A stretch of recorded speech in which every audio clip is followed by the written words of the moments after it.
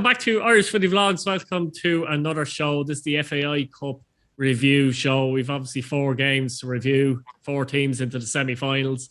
We're just after literally watching Derry City and Shamrock Rovers, so we're going to start with that and then go back Shells Bowls and then the 2 games on Friday. So finished Derry City 3, Shamrock Rovers 1 at the Roy McBride Brandywell Stadium. McGonigal giving Derry the lead after 17 minutes. His first goal in 15 games, believe it or not.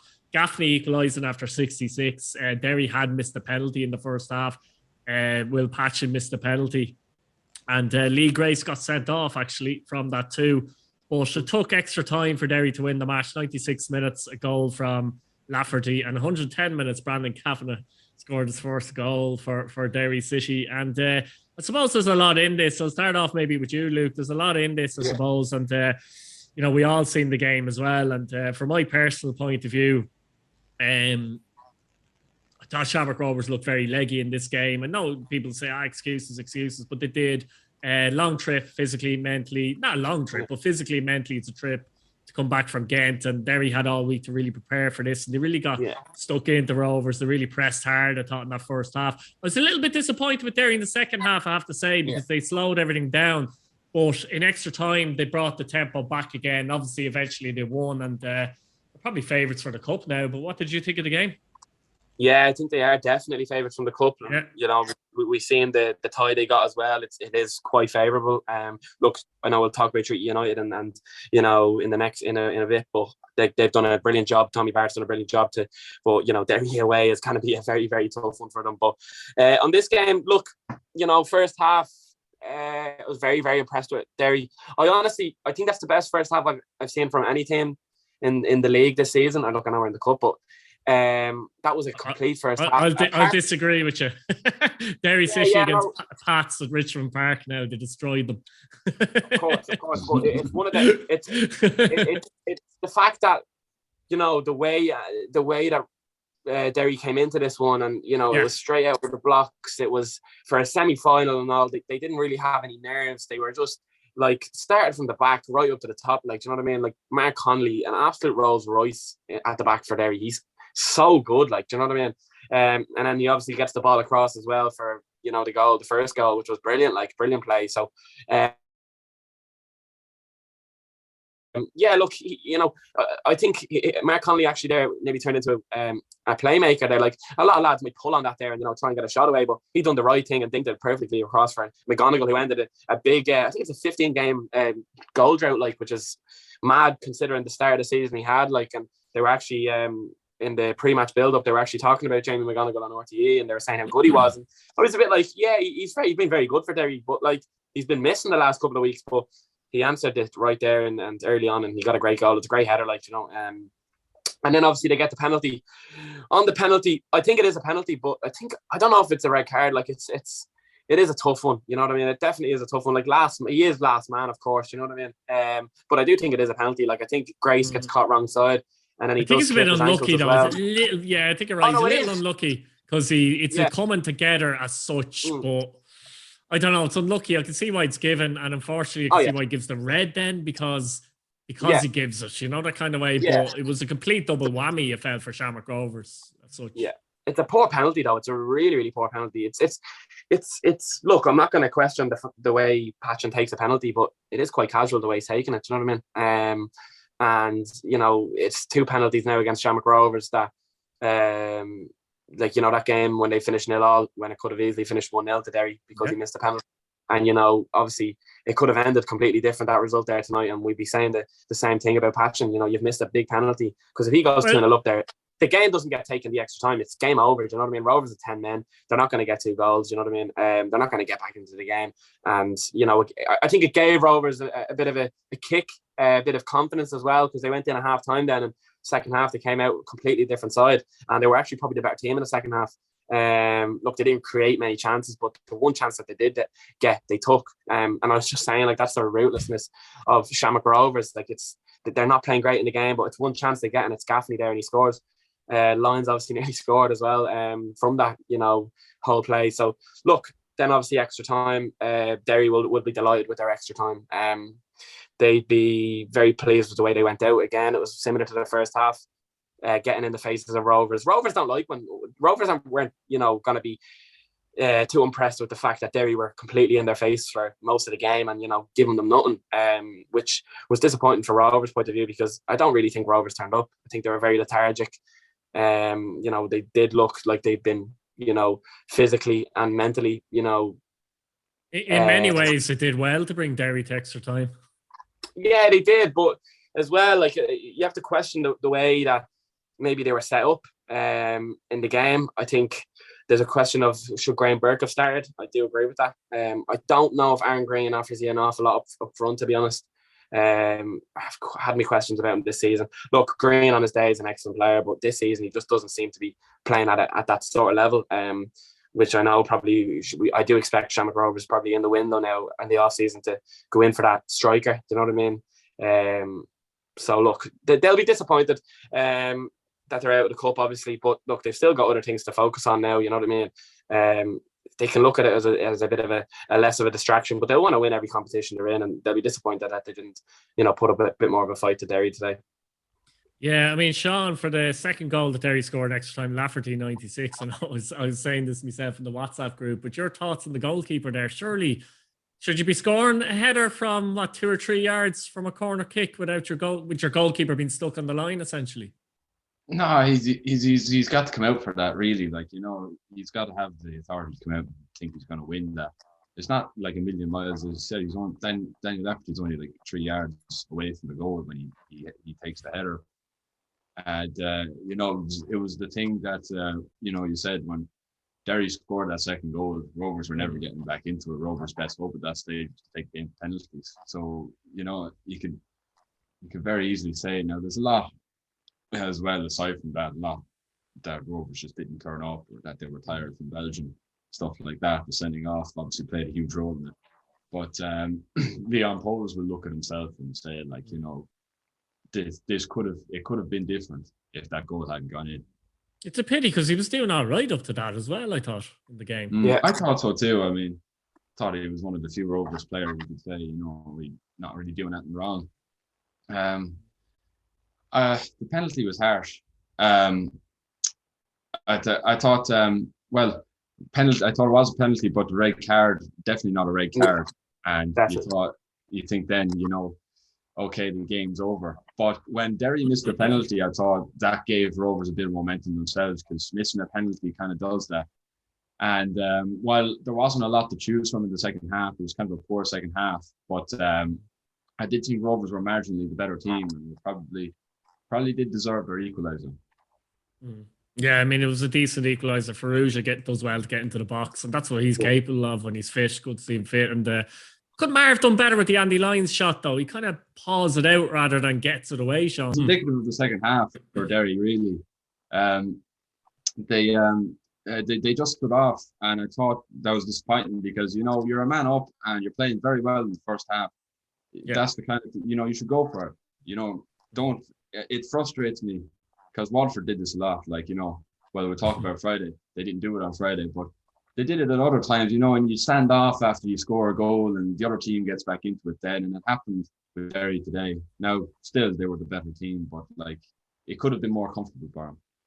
Yeah, I think so. They got to be delighted now they're into the semi-final. As I said, they're probably favourites for that. In a strange way, it might do Rovers no harm in a kind of strange way as well, because obviously now they've got the Europe and they've got the league now to focus on as well, which is obviously a huge thing as well. And finished Shelbourne 3, Bohemians 0 at Tolka Park as well. And we were saying in the preview show that, Shells hadn't beaten Bows this season in the 4 games they played each other, and I just had the sense that they would do it this time. Yeah. They've done it in fashion, they've done it in good style. Moylan on 22 with a superb goal, actually. Sean Boyd on 38 and then on 69 minutes. And, Sean Boyd was absolutely brilliant in this match. I thought he completely bullied the Bows back line, Feely and Kelly. And I did say in the vlog, often at the same time as well. So it's probably the best match I've ever seen him play. Actually, he offered them everything apart from the goals. And I can't really stress how good he was in the game. And Shells just wanted it more. They were hungry. They had desire. They showed fantastic commitment, had more quality. And Bows just didn't show up. I was very disappointed with Bows. I mean, it was a North Dublin derby. It was a cup quarter final. We knew if they lost the game that effectively their season would be over.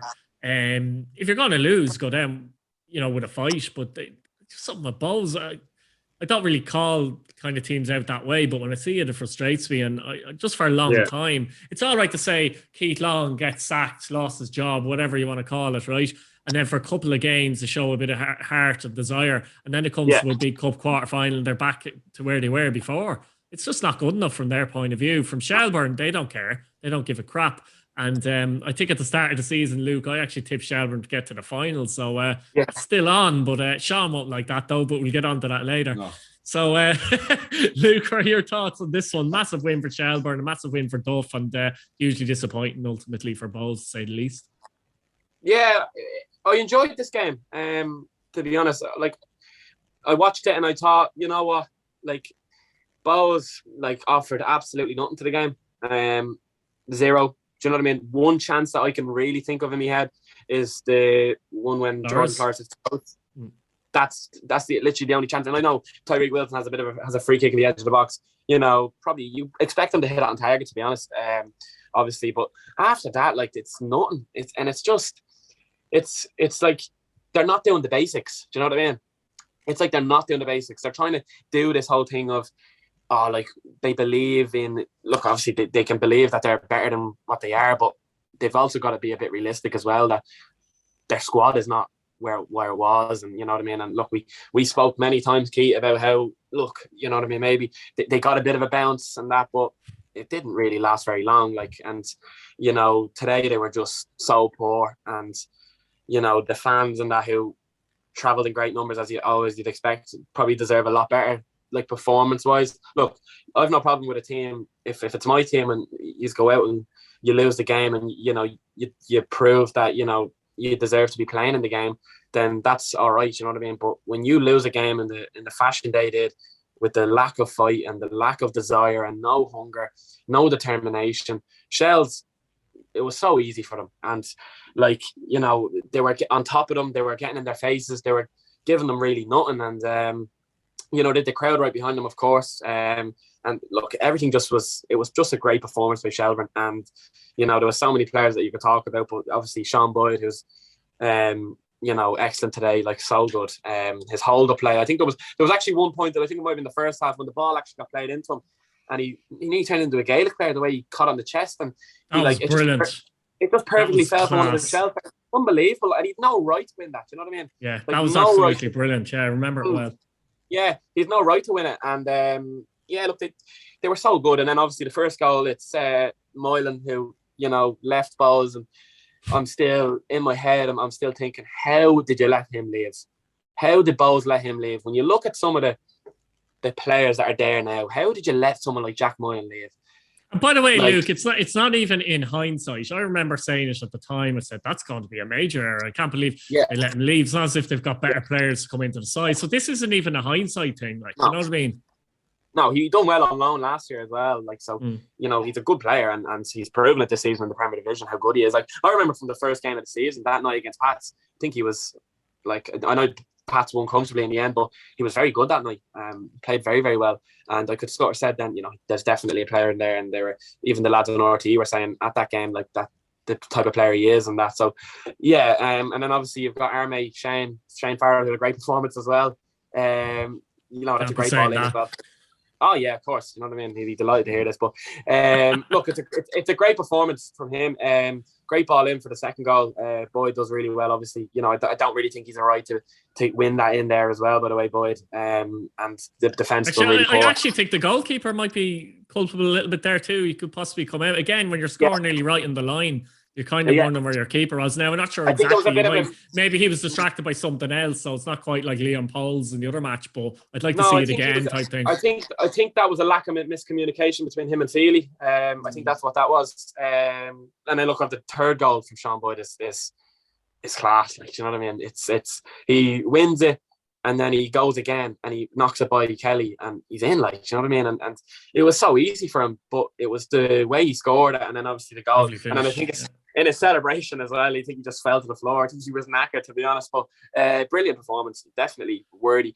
He was definitely a man of the match, anyways. You know what I mean? He's just his hold up play. He was given the two Bows lads, the two centre halves, nothing. They were, probably delighted to see the back of him at the end of the game, to be honest, because he gave them an absolute nightmare, to be honest. But brilliant Shell performance. They were a real opportunity now. They've a real opportunity now. Look, Waterford had a brilliant win. Obviously, we'll talk about that. But, they've a real opportunity to get into an FAI Cup final. And look, if they stay up, which they are going to, of course, now, and to get into an FAI Cup final, they'll be delighted with the season they've had, to be honest. Yeah, Sean, where do Bows go from here? Obviously, I said it, there's about 6 or 7 games left, and they feel like glorified friendlies at this point for Bows. I mean, that's a lot of games to have for a club like Bohemians to feel like, their season's over. I can imagine crowds won't be that high. I know the fans, I could see actually at the end of the game today as well, where you kind of look and you can't hear, but because you're in the home section as such. But I could see some of the fans were kind of giving it to the Bows players coming over and clapping. And there was a little mini altercation between one of the Bows players and the fans. And, that Bows player had to be dragged back and that type of thing. So obviously they're not happy with what their players are doing on the pitch. They've no manager at the moment. Pender's in there at the moment. Where did they go from here? Do you think they should appoint a manager fairly quickly, or they might as well wait till the end of the season at this point? It's difficult to know because things have gotten so bad. I said this talking about Bows that the big trouble was that not tying down players like Dawson Devoy and promise them a share to long-term contracts. And it happened before. Like it happened. It was Andy Lyons. It was Danny Mandrew. It was Dylan Georgie Kelly. Georgie Kelly. Yeah, any number Ross of Tierney. Players. Yeah, any we number. We could keep going on and on here, couldn't we? Yeah, we could go on for the rest of the video just talking about players that Bows have let go. But, especially with the nature of the League of Ireland now, you might have gotten away with it 10 years ago, but the nature of the League of Ireland now, and more clubs are turning full-time and offering multi-year contracts to players. It's not sustainable. And, your luck is eventually going to run out and you're going to come across a batch of players who are mediocre or not good enough to achieve the goals that you want to achieve. Yeah. With the Premier Division next year now, and it remains to be seen who will be there. Cork will be there, obviously, and I don't know who's going to go down really or who'll come up through the playoffs. It remains to be seen. But it's going to be fiercely competitive, and I'd seriously worry for Bows heading into next season. I mean, you're talking about it appointing the manager, it's the big question is, who do you get? I mean, now this is open for debate, but I personally wouldn't have sacked Keith Long because for all the things that were going wrong at the club, I don't think he was the problem there. Now, I've read somewhere as well that Bows are looking to move towards a full-time model and that Keith Long didn't want to do that. That's why he got sacked. And if that's the story, well, fair enough. But, it's very concerning for Bows heading into next season. I'm not really sure where they can go from here. Yeah, as you said, the full-time model is one thing. They're kind of full-time in terms of the wages they pay for players, you know what I mean? But the full-time model for them is basically changing from evenings to the morning as such, but they're paying big wages for their players. And I just think from what I've seen, and it's getting to the stage where I've seen quite a bit of them since they signed their 9 new players.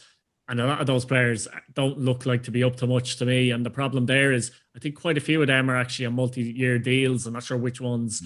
I know one or two are, but 1 or 2 aren't, but I'm not sure which ones aren't. How many, what a percentage of the 9. Who signed these lads then?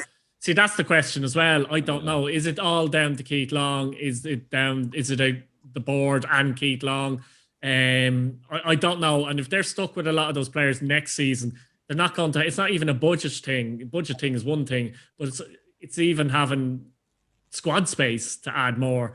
And it just, I don't know. It just looks messy at the moment. Even if they were to go to a full-time model, Sean, I don't know. Yeah.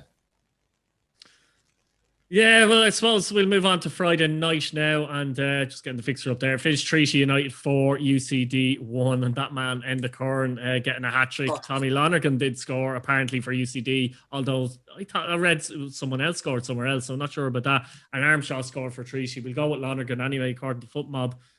You've seen the highlights. I actually missed this, guys, because I was just coming back from Shelbourne Bows, so I missed this and I just got back in time to tune in for Derry and Shamrock Rovers. So, obviously, a massive result, Luke, for Treaty. Was it Lonergan that scored for UCD, by the way?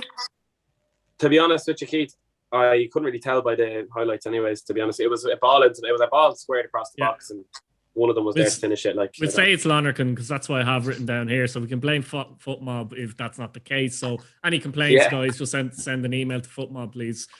Not entirely. Yeah, for a change. And the Curran was the man anyway for Treacy, and obviously he scored a hat trick. What a result for Treacy, Luke. I said they'd win, but I didn't think it'd be like this 4-0 with 10 minutes to go, and when UCD got one back. But fantastic for Treacy to be in the semi-final of a cup. Unbelievable, isn't it?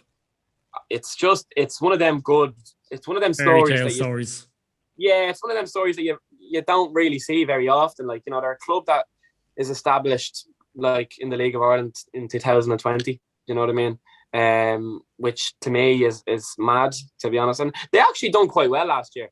Like, they got into the playoffs, and you know, they done well. Like, and this year I don't think they've been quite as good, but they're in a FAI Cup semi-final. Like, and you know, it's what a job Tommy Barrett's doing down there. Like, he's got a, you know, he's just doing a great job, and there's nothing really much else to say about it, Treaty, to be honest, because it's just one of them clubs that you just like. It's a good feeling story. You know what I mean? Brilliant stuff to see, and it's good for the people in Limerick because look, they've had it tough over the years. You know what I mean? A lot of up and down, coming up and down out of Premier Division, First Division, then the club obviously going into liquidation and that. You know what I mean? It's tough on them, on the people of Limerick, but then Treaty obviously come in and you know, they do really well, and they're in a cup semi-final now. Look, they've got a trip up to Derry, and you know, it's mission impossible. It's going to be very tough. You know what I mean? Derry will be right up for that one. Of course, they're probably the favourites now to go on and win it. Like, and look, they have a tough task ahead of them, but they'll be delighted, and that they won't be looking too far ahead. They'll just be looking at after Friday night, and that was a great performance by them, to be honest. I actually watched parts of the game. And UCD will be very, very disappointed, like very disappointed, because it was a good opportunity for UCD, and we've been praising UCD over the last couple of weeks, but that's just, it's not good enough. Like, it's a very poor performance.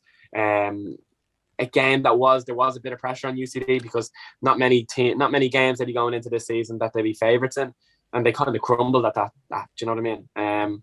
Which obviously, look, they have a young squad and all that, so obviously things like that can happen. But look, brilliant to see them into the cup semi-final. Did not expect it. So look, I think that's what's so good about the cup. Like, so many shocks and that. So that is a big shock, 4-1 win, and a brilliant performance as well by Tree and the Curran as well. What a striker he is, to be honest. Like, hat trick and all. So brilliant for him, and you know, he'll want to hopefully get 1 or 2 in the next round. But yeah, it'd be a tough one. But brilliant for Tree. I think what the incredible thing, Sean, is for me is that they were only established there a couple of years ago as well. This is their second season as Treaty United, and they finished in the playoffs last year. They're going to finish in the playoffs again. They're in a cup semi-final, but they've done it whilst being a part-time club with one of the lowest budgets in the two leagues. You know what I mean? Exactly. And, you know, often clubs can come in like that, like Limerick themselves, and just throw loads of money at it. But they've actually managed to do this well, you know, in that situation, which is just fantastic for them because, you know, that's the way they have to go. And I think the club realised that they need to get a youth structure right and just be in the league, I often say. Now, they've done better than just be in the league for now anyway, but sometimes clubs have to realise, look, it's successful having a club in the league, but they've been fantastic, haven't they? Oh, they have. I mean, fair play to Tommy Barrett. Like, you know, I mean, he was the last manager of Limerick FC and first manager of Treaty United. Now, you know, it shows how much he cares for development of football in that region. Yeah. I remember I kept a keen eye on them when it was announced they got their license to play in 2020, and they really sort of just assembled a squad basically of players who were playing in Limerick and Clare district leagues, and you know, basically the cast-offs that nobody else wanted from the other league hurling clubs. But he recruited very well. And we can talk about Enda Curran and we can talk about Willie Armshaw. Both of them had great games last night. And but another signing that I thought was really good for them was Mark Ludden. When they initially signed, he came from Galway. Galway didn't really want him anymore, but he brought a lot of experience to that team. It was much needed, and he still offers that. Like, he was influential in the third goal, the goal that Enda Curran got, that was the pick of the bunch. Really hard for him now to go up to Derry and to get any kind of a result. But You know, That's it. That's it, Sean. Exactly. That's it. They're in a semi-final. They wouldn't expect it to be. They're probably thinking, sure, it's going to be hard anyway. Like, you know, so they'll enjoy it. Yeah. Nothing to lose. Absolutely nothing to lose. Just talking about Mark Ludden there quickly, Sean, as well. And Mark Ludden was at Galway, but the problem there was they went full time. And I think he wanted to play part-time football soon or still. So luckily for Treaty, they took advantage of that, which is great. But yeah, fantastic for Treaty, bitterly disappointing for UCD. And the final game, Sean was obviously at this game himself, and I saw this game anyway. You saw most of it. Yeah, I watched most of it. I did a review on it as well, so I won't say too much on it. So if anyone wants to check back on that, I did a review on it. Waterford FC 3, Dundalk 2 at the RSC. And in fairness, myself and Luke did say Waterford would win this game, and Paul Doyle gave Dundalk the lead after 11 minutes in kind of bizarre fashion in a way. It was a good strike, but Paul Martin makes a good save, and somehow the ball bounces and goes over to the other side of the goal into the net, and you're thinking, whoa. Griffin equalises on 31 minutes, which wasn't bizarre fashion at all. It was a header clear by Sloggett, and Griffin comes on to a brilliant volley into the corner, and you're thinking that's going to be goal of the game. But hang on, Dara Perrin in 43 makes it 2-1 with a good strike. But then Phoenix Patterson at 65, just, I don't know, there's no words. Like, it's just absolutely sensational. He picks it up on the left wing, manages to get in the corner of the box, basically, the far corner of the box, that's just unleashes a brilliant effort into the top corner. He was magnificent, by the way. He was unplayable in the day, and Ward scored late on. But I suppose, Sean, fantastic night at the RSC for Waterford fans. It was a great atmosphere. You could feel it coming through the TV screens and such as well. And just brilliant for Waterford. Disappointing for Dundalk. I'll talk to Luke about that in a minute, but brilliant for Waterford. You must be delighted. Oh, yeah, fantastic. I can't remember the last time the RSC was rocking like that. I mean, certainly the best game I remember. Can't really sing the praises of the squad enough. Like, you know, everybody had a brilliant game, and starting at the back, I guess. You know, Paul Martin, he was unlucky with Paul Doyle's goal, but then Stephen Bradley got through on goal there, and I thought we were looking at 2-0, and he made a good save. He was brave and dived out at his feet. If 2-0 down, like, you know, it's a very different game. You know, then moving out from the back, I mean, Killian Cantwell, Richie Taylor, they did a good job bottling up Dundalk's attack, but two fullbacks, I mean, were outstanding. Dara Power, obviously, with his goal, and Timothée Sobowale, I mean, he made some absolutely marauding runs there. Like, you know, Dundalk couldn't deal with him. Shane Griffin and Niall O'Keefe in the middle of the park worked their socks off. Like, you know, they stifled everything Dundalk tried to do, and they couldn't get anything going. And then on the subject, we were talking earlier about players that Bows left go. Another one they left go was Roland the Doe. I couldn't believe it. I thought we were only going to get him on a loan deal. I couldn't believe that he signed for us. But, I mean, he was outstanding. For Phoenix's goal, the third one, and he made a brilliant tackle in midfield to win back possession, and he gave the ball out to him. I mean, he's been outstanding for the whole season, really. But like tonight, it really showed. Like, you know, he was absolutely knackered coming off the field. Like, I mean, with the shift he put it in, I'm not surprised. And then, you know, you talk about it on the wings. I mean, Junior and Phoenix in particular. Like, you know, Dundalk couldn't deal with him. Lewis McCarry was delighted to be off the fild. Like, he just. By the way, Sean, Lewis McCarry has been quite good in the Premier Division this season. And so he has, like, you know, but that's, you know, this is, you know, going from Cork last Friday where things, it was disappointing, you know, nobody really played to their fullest of their ability. And then going to this, I mean, the difference is night and day. And it shows, like, how good we can be on our day. Yeah. I was, you know, and the other thing as well, it was 3-1 up, but, like, you know, we didn't stop trying. You know, Phoenix got in there. He played a ball across, I think, with Seam's positioning. It could have been better. You know, he could have stood back and allowed Phoenix to play the ball back to him. It would have been 4-1 there. Yeah. Or the other chance when Junior broke through. Junior, he normally, and it's normally his style that he would dribble around the keeper, but he tried the shot anyway. Look, you know, and I suppose, to be fair to Shepherd, he makes good save, but it could have been 4-1 there as well. There was a bit of nerves towards the end. I thought when Keith Ward got that goal, I could see us maybe giving up another one. But no, Alex Baptiste, in that sense, came in handy for us because his experience really calmed the team down at that time. We could have easily lost the head. He looked very good, actually. It was only a small appearance from him, but he passed the ball very well. I don't think he played a stray pass for the whole of the time he was on the pitch, and looking forward to seeing him integrate into the team a bit better. I can't say any more. I mean, just a complete performance, and bring on Shelbourne. Yeah, basically from your point of view. I suppose, Luke, from Dundalk's point of view, it's bitterly disappointing because, let's be honest, it finished 3-2, but that flattered them, didn't it? Yeah, it did flatter them. Like, they were poor. I don't know. Like, it's mad the way their season is just. Look, I know that they're still in with a good chance of getting in Europe or whatever, but like, it's mad that their season is just completely fallen the way it has. Like, and you know, there's just so many results that we can talk about in the last couple of weeks from them that they just haven't turned up in. And even in, they might have got 1 or 2 results that might have went their way that maybe in another night might not have, because of the way their performance is. And you know, they've lost against UCD and then they go and lose again to Waterford. Like, and it's poor. Like, it's poor from them, and for where they want to be as a club, it's not great. Like, but give all credit to Waterford. They were fully merited that win, and they were so good. Like, and Patterson, and like, I still don't know how Patterson isn't in the Premier Division, to be honest. I